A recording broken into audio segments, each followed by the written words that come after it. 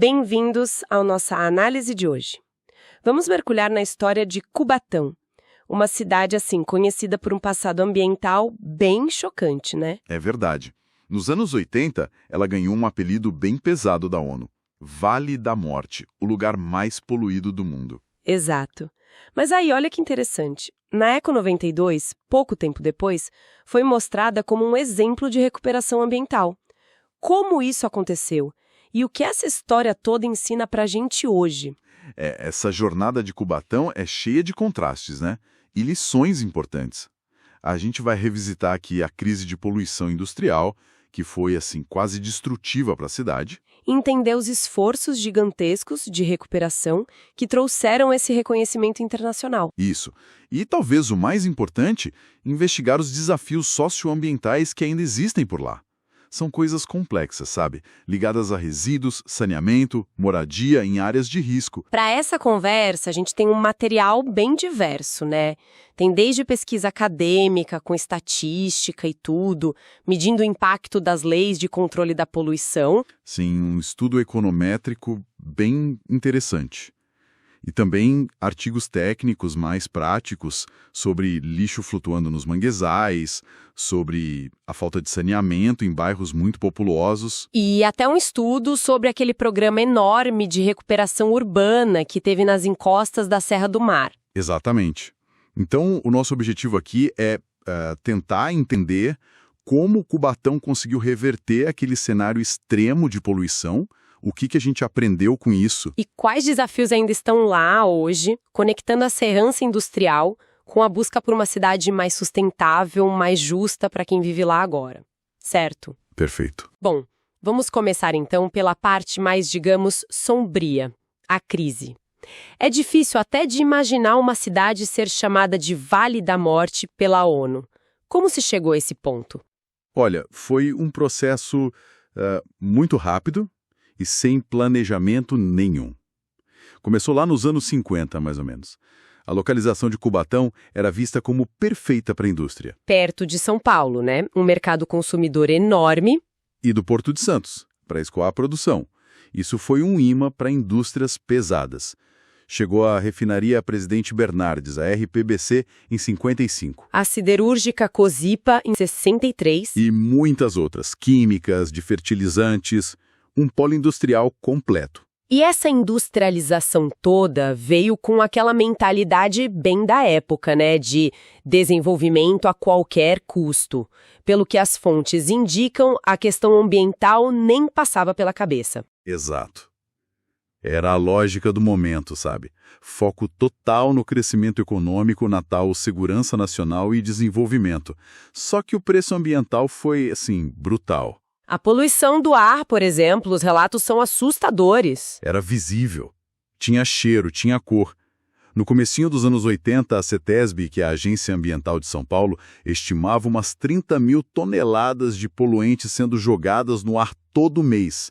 É muita coisa. Imagina respirar isso. Na Vila Parise, que era um bairro que ficava colado nas fábricas, a concentração de poeira de material particulado chegou a níveis absurdos, quase 2.000 microgramas por metro cúbico. Isso é dezenas de vezes mais do que qualquer limite considerado seguro. Fora outros venenos no ar, né? Dióxido de enxofre, monóxido de carbono. Sim, todos eles em níveis altíssimos. E os efeitos não pararam no ar, né? A Mata Atlântica, ali em volta, sofreu demais. Foi um impacto devastador, pelo que li. Um desastre ecológico. Coisa de 60 quilômetros quadrados de mata foram, assim, muito degradados em menos de 15 anos. Quem descia a serra para ir para a praia via aquela clareira enorme na vegetação. E a vida que existia ali? Sumiu. Peixes, pássaros, desapareceram. Tinha o fenômeno da chuva ácida, que matava as árvores grandes. Até os líquens, que são supersensíveis à poluição, não resistiram. E a própria geografia da região não ajudava em nada, né? Piorava tudo. O polo industrial fica numa planície estreita, espremido entre a Serra do Mar e o litoral.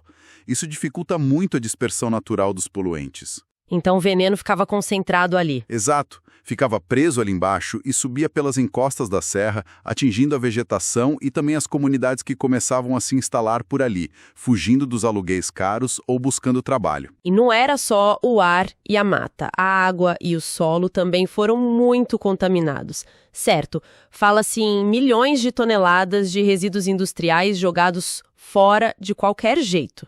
Sim, os números da época são impressionantes. Uma quantidade enorme de resíduos, muitos deles perigosos, sabe? Sendo jogados em lixões abertos, direto nos manguezais, nos rios. O rio Cubatão, imagino, ficou comprometido. Muito poluído. E não era só resíduo industrial, não.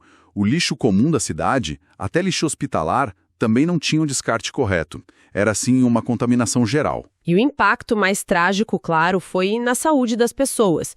Os relatos que a gente encontra são de arrepiar. São muito alarmantes. No início dos anos 80, os registros mostram um número assustador de bebês que nasciam mortos ou com problemas neurológicos muito graves, como anencefalia, que é a falta do cérebro. Meu Deus. E pesquisas da época comprovaram o mesmo. Problemas no sangue, intoxicação por chumbo na população, principalmente nos moradores da Vila Parise, que, como eu disse, viviam do lado das chaminés. E o chumbo causa danos neurológicos sérios, anemia. Exatamente. Danos permanentes, muitas vezes. Foi aí que a coisa explodiu internacionalmente, né? Com a ONU usando o Cubatão como um exemplo negativo para o mundo todo. Isso. O Vale da Morte. E o curioso é que, no começo, parece que tinha uma certa aceitação. Vi que a cidade era uma das que mais arrecadava impostos no estado. A poluição era vista como o preço do progresso. Tinha muito disso, sim. E é importante lembrar que boa parte dessa industrialização aconteceu antes de existir uma lei estadual específica para controlar a poluição. Essa lei só veio em 1976. Antes disso, era meio terra de ninguém. O foco era 100% econômico. Mas aí alguma coisa virou a chave. O que fez as autoridades finalmente agirem de forma mais séria? Foram esses dados de saúde, que ficaram impossíveis de ignorar, e a pressão internacional gigantesca. A imagem de Cubatão ficou péssima, insustentável. Isso forçou o governo do estado de São Paulo a intervir. E em 1983, a CETESB começou um plano de recuperação, é isso? Exatamente. Um plano sério, estruturado, para tentar controlar a poluição na fonte. E nesse período, a legislação ambiental no Brasil também estava começando a engatinhar, né? Sim, e isso foi fundamental para dar suporte a essas ações. São Paulo já tinha sua lei de 76, que foi pioneira. Depois, em 81, veio a Política Nacional do Meio Ambiente, a PMM. Que criou o SISNAMA, o Sistema Nacional, e o CONAMA. Isso, o CONAMA, o Conselho Nacional do Meio Ambiente, que passou a ser o órgão que define as regras, os padrões ambientais para todo o país. Isso foi crucial. E teve uma resolução do CONAMA sobre qualidade do ar em 1990 que parece ter sido um divisor de águas, certo? Li sobre isso na pesquisa. Sim, a resolução CONAMA 03 de 1990 foi muito importante. Ela estabeleceu pela primeira vez padrões nacionais de qualidade do ar. Deu uma base legal mais sólida para a CETESB poder cobrar as indústrias de forma mais efetiva. Foi essa resolução que a pesquisa usou para medir o impacto da lei, né? Exatamente. E depois o próprio estado de São Paulo apertou ainda mais os seus padrões. Lá em 2013, tentando se alinhar com o que a Organização Mundial da Saúde recomendava. Tinha também o Proconvei, para controlar a poluição dos carros. Mas em Cubatão, o foco principal na época eram mesmo as fábricas. Com essas leis e padrões na mão, como foi o trabalho de controle na prática? Deve ter exigido um investimento pesado das indústrias. Muito pesado. E um esforço contínuo da CETESB. O plano deles começou mapeando todas as fontes de poluição, chaminé por chaminé, processo por processo. Um trabalho de formiguinha, imagino. Gigantesco. Depois, eles passaram a exigir que cada indústria apresentasse e, principalmente, implementasse planos para reduzir as emissões. Tinham que instalar filtros, mudar processos, adotar tecnologias mais limpas. E tinha a famosa Operação Inverno? O que era isso? Era uma ação especial nos meses de inverno. Nessa época, as condições do tempo na região dificultam a dispersão dos poluentes. O ar fica mais parado. A situação piorava. Exato. Então, nesses meses, a CETESB intensificava a fiscalização e exigia medidas extras, como, por exemplo, obrigar as indústrias a usar um óleo combustível com teor de enxofre mais baixo, que polui menos. E o investimento? Falou-se em quanto? Olha, os números variam, mas as fontes falam em algo como 700 milhões de dólares só nos primeiros 10 anos, entre 84 e 94. E estimativas mais recentes, do próprio setor industrial, chegam a mencionar uns 3 bilhões de dólares investidos até meados da década de 2010. É muito dinheiro. Sim, e além disso, o monitoramento da qualidade do ar virou rotina, com estações medindo tudo automaticamente. E as licenças ambientais para operar passaram a ser renovadas só se a empresa mostrasse melhoria contínua, atualização tecnológica. E funcionou? Todo esse esforço, essa legislação, esse dinheiro, deram um resultado concreto. Aquela pesquisa econométrica chegou a alguma conclusão sobre o impacto da Lei de 90? Chegou sim. Eles usaram uma técnica estatística chamada diferenças em diferenças. Basicamente, compararam como a poluição do ar evoluiu em Cubatão com a evolução em outras cidades industriais parecidas, como São Paulo e Santo André, antes e depois da Lei de 90. Tentando isolar o efeito da lei, né? Exato. E a conclusão foi que a Resolução CONAMA de 1990 foi responsável, sim, por uma redução estatisticamente significativa na poluição por poeira em Cubatão, algo em torno de 49 microgramas por metro cúbico a menos. Isso em porcentagem dá quanto, mais ou menos? Dá uma queda média de mais de 40%, só atribuível àquela regulamentação específica. É um impacto bem expressivo. Nossa, quase metade. Impressionante. Sem dúvida. Mostra que regulação ambiental séria, com fiscalização e cobrança, funciona, mesmo num cenário que parecia, assim, completamente perdido. E essa melhora toda culminou naquele momento super simbólico da Eco 92, no Rio. A ONU, que antes chamou de Vale da Morte, agora reconhecia Cubatão como símbolo de recuperação ambiental. Falar em 98% dos poluentes controlados. Exatamente. E até o guará vermelho, aquela ave linda, símbolo da região, voltou para os manguezais. Uma imagem poderosa de renascimento, né? Foi, sem dúvida, uma virada notável na questão do ar industrial. Um capítulo importantíssimo da história. Mas a história ambiental de Cubatão não parou aí, né? Claro, a recuperação do ar foi fundamental, mas outros problemas ficaram. Ficaram. Outros desafios socioambientais, muitos deles ligados a como a cidade cresceu de forma desordenada, continuam muito presentes e são bem complexos. Então vamos olhar para esses desafios mais atuais.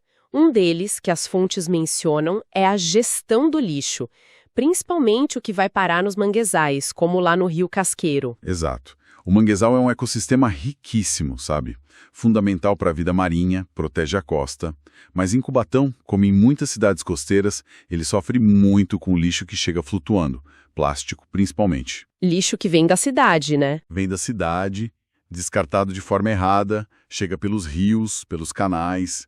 E para tentar diminuir um pouco isso, uma cooperativa de lá instalou em 2023 uma ecobarreira. Uma barreira flutuante para segurar o lixo. Isso, uma estrutura de uns 300 metros, feita de PVC, boias, para tentar conter esse lixo que vem boiando no Rio Casqueiro. E deu resultado? Essa barreira funciona? Olha, os dados iniciais que um dos estudos traz são animadores. Fizeram uma comparação antes e depois, e parece que a quantidade de lixo que eles conseguiram coletar ali na área diminuiu uns 44% depois que instalaram a barreira. É uma redução considerável. Sim, mas o próprio estudo alerta, né? A barreira ajuda, é uma ferramenta, mas está longe de ser a solução definitiva. Precisa combinar isso com educação ambiental forte para a população não jogar lixo. Mutirões de limpeza, melhorar a coleta na origem. Exatamente. É um problema que se conecta diretamente com aqueles Objetivos de Desenvolvimento Sustentável da ONU, os ODS, proteção da água, da vida terrestre. E tem outro ponto bem crítico que você mencionou, a situação da Vila Esperança. Um bairro enorme, muito populoso. Pois é, a Vila Esperança é o bairro mais populoso de Cubatão hoje. Mais de 35 mil pessoas morando lá.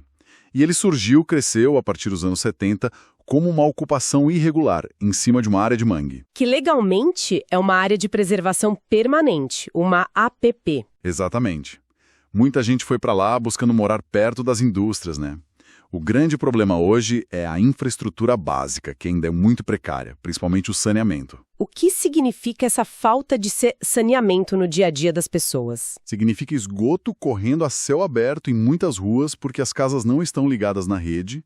Significa coleta de lixo que não chega em todo lugar. Aí o pessoal queima o lixo ou joga em terreno baldio, no mangue. E acesso à água tratada? Também não é universal. A Sabesp, que é a companhia de saneamento, não atende 100% da área. Então, é uma situação que gera muito risco para a saúde pública. Doenças como diarreia, leptospirose, dengue. Todas elas muito ligadas a essa falta de saneamento. E, claro, continua contaminando o manguezal ali do lado. É um retrato também de problemas sociais graves, de pobreza, de desigualdade. E existem iniciativas para tentar mudar esse quadro na Vila Esperança? Existem ações pontuais, sim. Um exemplo citado foi um projeto de alunos de uma escola técnica que fizeram mutirões de limpeza, tiraram toneladas de lixo flutuante do mangue. Fizeram doações, plantio, educação ambiental. Mas para resolver de vez precisa de algo maior, né? Precisa. E existem projetos de urbanização em andamento com promessas de investimento do governo para construir moradia, rede de esgoto, drenagem. Mas é um desafio gigantesco. Porque é uma área enorme, ocupada há décadas. E ambientalmente super sensível, legalmente protegida, é um nó difícil de desatar, que envolve muitos ODSs. Pobreza, saúde, água limpa, moradia, cidade sustentável, proteger os ecossistemas, tudo junto. Além da Vila Esperança, tem a questão das ocupações nas encostas da Serra do Mar, os bairros Cota, outro problema complexo. Sim, essa é outra herança desse crescimento desordenado da cidade. São comunidades que se formaram nas encostas bem íngremes da serra, como a Cota 95, Cota 200, Cota 400, muitas delas dentro dos limites do Parque Estadual da Serra do Mar. E em áreas de risco de deslizamento, imagino? Altíssimo risco geológico, além de ser área de preservação ambiental, uma situação muito delicada. E o que foi feito lá? Pelo que entendi, foi um programa bem grande que atuou nessas áreas. Foi um programa enorme e muito complexo, chamado Programa de Recuperação Socioambiental da Serra do Mar. Teve até financiamento internacional. O primeiro passo foi um diagnóstico super detalhado feito pelo IPT, o Instituto de Pesquisas Tecnológicas. Para mapear os riscos, né? Exatamente. E esse diagnóstico confirmou que o risco era muito alto na maioria dessas áreas. Aí, com base nisso, a decisão principal foi reassentar a maior parte das famílias que moravam ali. Tirar as pessoas das áreas de risco e levar para outro lugar. Isso.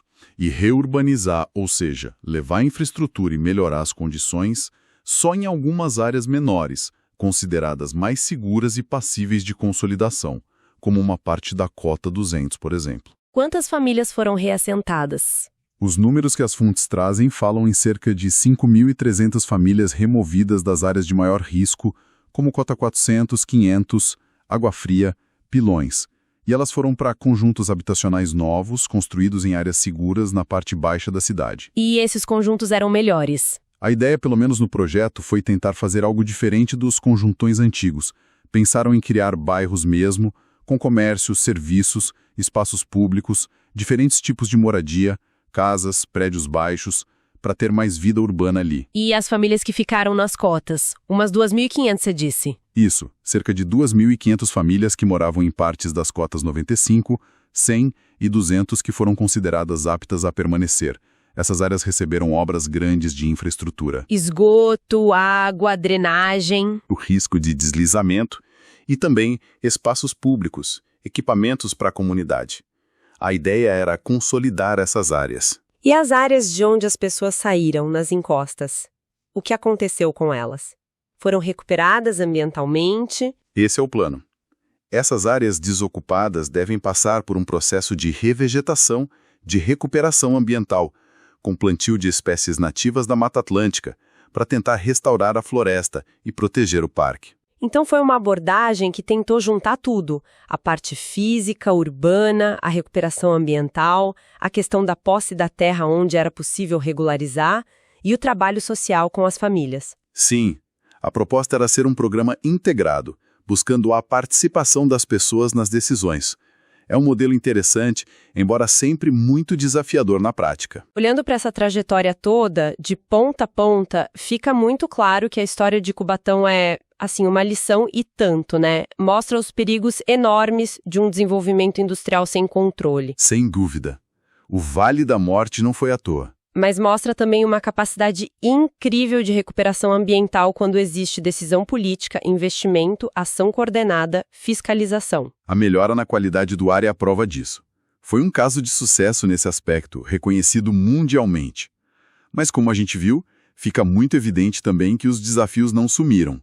Eles só mudaram de cara, talvez. Se antes o grande problema era a chaminé da fábrica soltando fumaça tóxica, hoje os problemas socioambientais estão muito mais ligados à forma como a cidade se espalhou, ao uso do solo, à falta crônica de saneamento em muitas áreas, à gestão do lixo, principalmente onde vive a população mais pobre e mais vulnerável. o lixo que chega no Rio Casqueiro, a situação da Vila Esperança, são exemplos claros disso, né? Mostram como a degradação ambiental e a vulnerabilidade social continuam ali, ó, de mãos dadas. Exatamente, uma coisa alimenta a outra. E as soluções que a gente viu, como as ecobarreiras, os programas de urbanização, de reassentamento, são importantes, claro, mas não são uma varinha mágica, né? De jeito nenhum, são ferramentas e ferramentas essenciais, mas precisam vir junto com um monte de outras coisas.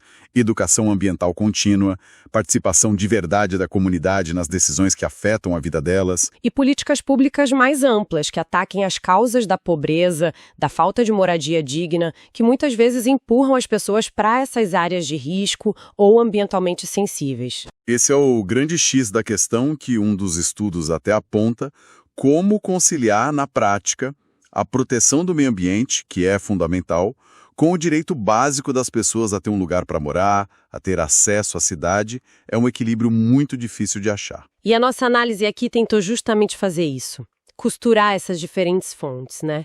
Os dados quantitativos que mostram o impacto positivo da legislação lá atrás. E os relatos, os estudos de caso mais qualitativos, que mostram a cara complexa, localizada, dos desafios que Cubatão ainda enfrenta hoje em dia. Essa combinação de olhares que ajuda a gente a entender a realidade de uma forma mais completa, né? Fundamental. Então, para a gente fechar, acompanhamos essa jornada impressionante de Cubatão, saiu lá do fundo do poço ambiental, o Vale da Morte, virou um símbolo de recuperação. Uma recuperação focada principalmente no ar, é bom lembrar. Sim.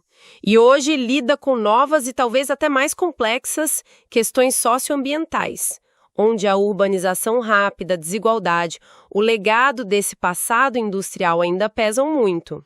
Exato. E tudo isso deixa a gente com uma pergunta final, uma provocação para quem nos ouve, e que vale para muitas outras cidades, não só para Cubatão. Qual seria? A experiência de Cubatão, desde aquela poluição industrial extrema até os dilemas de hoje na Vila Esperança, nas encostas da serra, isso tudo força a gente a perguntar: o que significa de verdade desenvolvimento sustentável no dia a dia?